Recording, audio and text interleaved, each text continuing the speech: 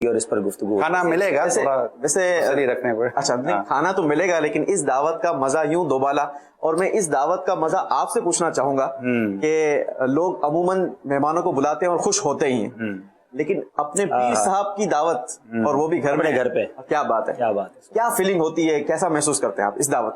آج سچی بات ہے یہاں پر آ کر مجھے تو بڑا پراؤڈ بھی فیل ہو رہا ہے, بڑی زیادہ خوشی بھی, بلکہ ہم کہتے ہیں ہمیں یہ بھی خوشی ہو رہی ہے کہ ہمارے نگران نے ہمیں یاد رکھا. جی وہ آئے میرے گھر میں تو اجالا ہوگا. کیا بات, سبحان اللہ, سبحان اللہ. بعضوں کے ساتھ جو ہے نا ایسی آپ کی عقیدت, محبت اور لگاؤ ہوتا ہے کہ یہ آپ کو کوئی کام کہیں تو خوشی ہوتی ہے, کچھ لیں تو خوشی ہوتی ہے, سبحان اللہ, یہ آئیں تو خوشی ہوتی ہے, اور یہ سارے مطلب کہ ان کے ساتھ خوشی اور مسرتوں کے ہی معاملات ہوا کرتے ہیں. تو پیر چونکہ ہماری عقیدتوں کا مرکز ہوتا ہے, اللہ اور اس کے رسول سے ملانے والی ایک ذات ہے جو ہمیں اللہ اور اس کے رسول کے قریب کرتی ہے, دین کے قریب کرتی ہے. مرشد تو پیر ہوتا ہے نا, پیر جس کی پیروی کی جائے. کیا بات. تو یہ ہے. تو صاحب یہ بتائیں کسی کے گھر جائیں تو یہ پوچھ سکتے ہیں کہ آپ کیا کھلائیں گے, مینیو پہلے پوچھ سکتے ہیں کیا, اس کا آداب کیا ہے؟ مطلب گھر والا بھی تو بتا سکتا ہے نا. نہیں ہم اگر پوچھ سکتے ہیں بھائی آج بلایا ہے تو کیا کھلاؤ گے, جیسے آپ پوچھ سکتے ہیں, آپ کے نگران شورا سے جیسے تعلقات ہیں ویسے نارمل اس سے پوچھ سکتے ہیں. ہم اپنا اچھا میں ان کو بتاؤں گا نہیں, ایسا نہ کو سن کے یہ چلے نہ جائیں. نہیں اچھا ایسا نہیں ہے, نہیں میرا اس نے ذن ہے آپ نے جب مجھے بلایا ہے تو آپ خیال بھی کریں گے انشاءاللہ, اور مرشد ہیں تو انشاءاللہ آپ پوچھ سکتے ہیں تو پھر یہ اس انداز کا خیال بھی رکھ سکتے ہیں, اور ان کا بھلا بھی ہو سکتا ہے, ایک تسلی ہو سکتی ہے. نہیں ویسے چلیں ہم امیر علیہ سنت کی آمد سے پہلے تھوڑا یوں بھی سمجھتے ہیں نا, ویسے بھی ہمیں مہمان بننے کا موقع ملتا ہے, اور عید کے دن ہے نا تو ناظرین دیکھ رہے ہوں گے تو مہمان آنا جانا رہتا ہے, تو میزبان کے پاس جا کر کیا وہ ایسی چیزیں ہیں کہ بعض اوقات میزبان کے لیے وہ تکلیف کا باعث بن جاتی ہے, اس پر احتیاط کرنی چاہیے. بھائی آج کیا کھلاؤ گے, ایک تو فرینک والا ماحول ہوتا ہے, اچھا کھانا آ گیا تو یار میں تو کچھ اور سمجھ کے آیا تھا, تو کیا اس بارے میں کچھ بتائیں نا. لیکن مہمان کے حوالے سے آداب شریعت مطہرہ نے بیان فرمائے, مہمان کے بھی میزبان کے بھی. اب مہمان کے لیے یہ ہے کہ جہاں اس کو بٹھایا بیٹھ جائے, ٹھیک ہے, اور پھر جو کھلائے وہ کھائے بھی, اس کے لیے دعا بھی کرے اور اچھے انداز سے اس سے الوداع ہو. میزبان اس کے لیے تکلیف دے گا کوئی ایسا سامان نہ کرے, اس کے لیے خوشی مسرت کا معاملہ ہی کرے. اب یہ جو آپ نے سوال اٹھایا نا, یہ جن جن گھروں میں آج دعوت کے اہتمام ہوں گے وہاں تقریباً آپس کے تعلقات گہرے ہوتے ہیں. عید کا پہلا دن ظاہر آدمی کہاں جاتا ہے, تو وہاں عام طور پر اس طرح کے رکھ رکھاؤ یا کچھ زیادہ اس طرح کے معاملات نہیں ہوتے. مجھے دیکھ کر کیوں فرما رہے ہیں, ہم مجھے معاف کرتے ہیں آپ. ٹھیک ہے میں چلا جاؤں, اڑ جاؤں, اگر آپ کھل کر بات کریں. تو اسٹارٹ ہوا ہے ابھی, تو آگے دیکھیے ہوتا ہے کہ اللہ خیر. اور ہمیں کبھی امید ہے کہ آپ انشاءاللہ بہترین ہی کھلائیں گے, اچھا ہی کھلائیں گے. آپ تو یہ سوچے نا کہ آپ جن کے ساتھ کھانا کھائیں گے کھانا تو وہاں بہترین ہی ہو گیا ہے نا, خود ہو جائے گا. آپ مینیو کو چھوڑ دیں, جو شخصیت ساتھ ہے تو آپ پیر سے شروع کر کے کھانے پر آگے کھانے سے ابتدا کیوں کی ہے, وجہ کیا ہے؟ لبیب بھائی نے کھانے سے ابتدا کیوں کی؟ کھانے سے ابتدا, یہ تو ان کو پوچھنا پڑے گا کہ یہ کیوں کر رہے ہیں ایسا. حالانکہ جس وقت ہم یہاں پہ جمع ہیں اس میں تو ٹائم ہے تھوڑا سحری کے اندر, ابھی تو برال سحری کا چل رہا ہوگا اس وقت تو نہیں. ہم یہ بتا دیں ناظرین کو کہ ہم یہ ریکارڈنگ جو ہے یہ تو رمضان میں کر رہے ہیں آپ کے لیے, لیکن آپ جس وقت دیکھ رہے ہوں گے انشاءاللہ وہ عید کی رات ہوگی, اور ہم جو کھانا کھائیں گے بیسیکلی وہ سحری کا کھانا ہوگا. یہ سحری کا کھانا ہوگا تو بے چینی تو ہوگی نہیں. لیکن اس کا مسئلہ یہ ہے کہ اگر فکر نہیں کروں گا تو اس کے بعد تو ملنا نہیں ہے نا افطار. 4:30 بجے کے بعد کوئی آپشن سے یہ کروائیں گے بھی آخری منٹوں میں کہ اس کے بعد تو چانس بھی نہیں ہے کہ بندہ کہیں اور جا کے پوری کر لے, تو اس لیے تھوڑا بہت پوچھ لینا چاہیے. لیکن وہ جو بات کر رہے تھے کہ لیکن یہ آنے کے بعد پوچھا ہے, یہ بھی ان کی مہربانی ہے. یہ آنے سے پوچھا نہیں کھلاؤ گے کیا بھائی, پہلے سے نہیں کہا کہ واٹس ایپ تو ہی کر دے. نگران شورا آپ نے امیر علیہ سنت کے ساتھ کئی عیدیں گزاری ہیں, اور یوں کہا جائے کہ بہت قریب سے گزاری ہیں. کوئی ایسی یادگار عید آپ کو جو بالکل یاد رہ گئی ہو اور واقعہ آپ کو یوں ہو کہ یار مدنی چینل کے ناظرین کو بھی سنانا چاہیے؟ امیر سنت کے ساتھ عید ہے نا, وہ بس عید ہے یار. کیا بات ہے, واہ. یعنی یوں سمجھو کہ امیر سنت کے ساتھ جب اگر آپ عید گزاریں گے تو عام لوگوں کے طور پر آپ جواب نہیں بنا سکتے. امیر سنت جب آپ عید گزاریں گے تو اس کو آپ ایک جملے میں یوں کہہ سکتے ہیں کہ وہ یوم عید بھی ہوگا مگر یوم غفلت نہیں ہوگا, کیونکہ عید کو اچھا خاصا آدمی بھی جو ہے نا وہ کچھ نہ کچھ غفلتوں کی نظر ہو جاتا ہے, کچھ رکھ رکھاؤ کی وجہ سے بھی غفلتوں کی نظر ہو جاتا ہے. لیکن امیر سنت کا انداز شروع سے, جیسے جب شروع سے قبرستان جایا کرتے تھے یہ تب تو کہیں نکلنے نہیں ہوتا تھا, لیکن میں نے تو عرصوں تک دیکھا, یعنی ایسا ہوا ہے کہ ہم عید کی نماز پڑھی, عید کی نماز کے بعد پھر ہم تھوڑا رہے کچھ مدنی چینل,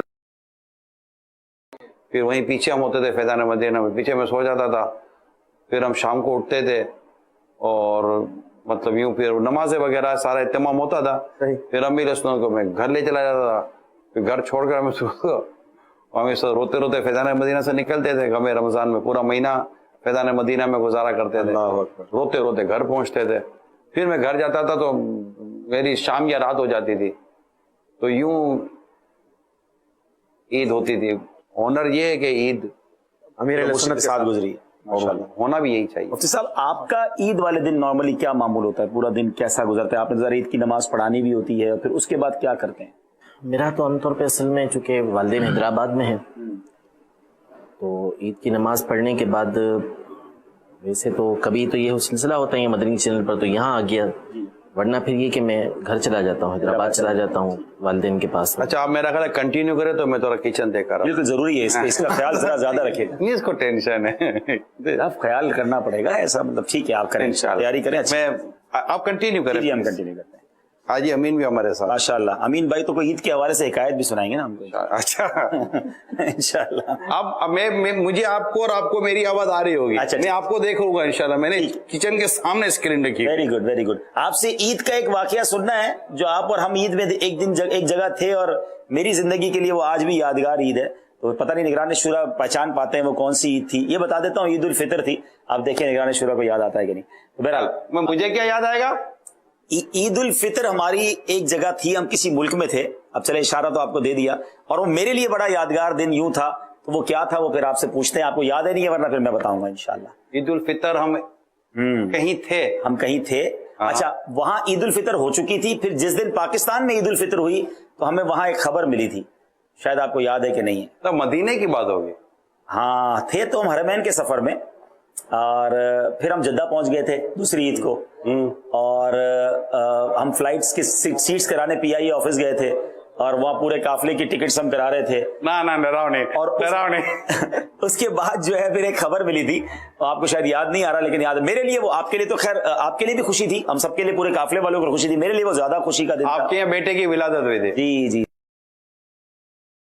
پہلا جو بچہ تھا ہم وہاں تھے. شریف میں اطلاع ملی تھی عبدالحبیب؟ نہیں ہم جدہ پہنچ گئے تھے کیونکہ عید وہاں دوسرا یا تیسرا عید کا دن تھا اور پاکستان میں عید کا دن تھا. تو ہم وہاں جدہ پہنچے تھے اور وہاں ہمیں اطلاع ملی تھی عید الفطر. ایگزیکٹلی عید الفطر کی صبح جو ہے نا میرے بیٹے مدنی رضا کی ولادت ہوئی تھی. آئیے عید کے دن ہوا تھا. صحیح کہہ رہے. میں ذرا چیک کر لوں کھانا. ہاں بالکل ضروری ہے بالکل. تو اچھا تو آپ عید کی نماز اور اس کی مصروفیات کے بعد وہاں چلے جاتے ہیں، پھر وہاں 2-3 دن رہتے ہیں؟ جی 3-4 دن وہیں رہتا ہوں. ارے واہ ماشاء اللہ. رشتے داروں سے ملاقات وغیرہ سب. اصل میں یہ بھی ناظرین سمجھ رہے ہوں گے کہ میں کھانا پکاتا ہوں. میں کھانا پکاتا نہیں ہوں. ہاں یہ کہ وہ پکایا تو گھر والے ہے، لیکن وہ اب چونکہ اب یہاں سارے اسلامی بھائی وغیرہ سب ہے. ویسے آپ کو سیکھ لینا چاہیے. لاک ڈاؤن میں بہت ساروں نے بہت ساری چیزیں سیکھ لی ہیں. مجھے کہا گیا تھا کہ آپ ذرا وہ آگے پیچھے دیکھ لینا، تو میں ملانا اجولا وہ کرنا پڑتا ہے نا. ہاں ٹھیک ہے. لیکن میں پتہ کیا عرض کر رہا ہوں، لاک ڈاؤن میں بہت ساروں نے بہت کچھ سیکھ لیا. اگر آپ بھی کوئی کھانا پکانے کی طرف چلے جائیں تو اچھا نہیں ہوگا؟ نہیں چائے انشاءاللہ آپ کو میں اچھی سے اچھی پلا سکتا ہوں. میں چائے کی ذمہ داری قبول کر لیتا ہوں. ٹھیک ہے. آپ کو پینے کی اور کھانے کی قبول کر لیتا ہوں. جی میں کھانا کھانے کی اور چائے پینے کی ذمہ داری قبول کر لیتا ہوں. چلے اپنا اپنا حصہ ملا لے. آپ کے ساتھ اور بہت سارے اسلام میں بیٹھے ہوئے ہیں. عبدالحبیب بھائی سے بھی پوچھتے ہیں نا کہ آپ کیا چیز بہترین پکا خاص طور پہ لاک ڈاؤن میں کیا سیکھا؟ لاک ڈاؤن میں کھانا پکانا نہیں سیکھا، باقی بہت ساری چیزیں میں نے کی ہیں. ویسے تو آپ بہت ساری چیزیں. میرا خیال ہے عبدالحبیب بھائی شاید اگر ہمیں بھول نہیں کرا، آپ کو خیالی پلاؤ بڑا مسالے والا نہیں ہوتا؟ زبردست اسپیشل وہ ہر وقت بن رہا ہوتا ہے. مسئلہ یہ ہے. اچھا تو مفتی شفیق صاحب سے بات کرتے ہیں. حضرت آپ کا عید کے دنوں میں کیا معمول رہتا ہے؟ ماشاءاللہ تقریباً یہی ہوتا ہے. عید کی صبح نماز کا اہتمام، اور اس کے بعد عام طور پہ پچھلے کئی سالوں سے مدنی چینل پہ براہ راست ہی تقریباً 1-2 سال امین بھائی کے ساتھ وہیں دارالفتاح سے ہم نے اقصی مسجد سے ہی لائیو کیا تھا. ہاں ماشاءاللہ. نماز عید بھی اور اس کے بعد 1 گھنٹہ ماشاءاللہ کنٹینیو کے رکھا.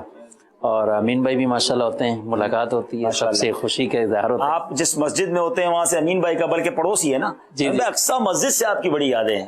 اقصی مسجد سے آپ کی बड़ी यादें हैं और माशाल्लाह मुझे अंदाजा है, मैं कई बार गया भी हूं कि वो छोटी सी मस्जिद और आज माशाल्लाह एक जबरदस्त मेगा प्रोजेक्ट, शायद मैं कहूं तो गलत नहीं होगा कि कराची में इस तरह की मसाजिद जिसमें इतने सारे दावत इस्लामी के डिपार्टमेंट्स भी चल रहे हों और एक शानदार अंदाज से उस मस्जिद की तामीर हुई। और अब तो कहते ना वो सोने पे सुहागा, मुफ्ती शफीक साहब आपको मिल गए तो रौनकें और बढ़ गई। तो फरमाएंगे उस मस्जिद के हवाले से। माशाल्लाह एक होता है ना कि जहाँ दावत इस्लामी के मदनी माहौल में उसी एरिया से, उसी मस्जिद से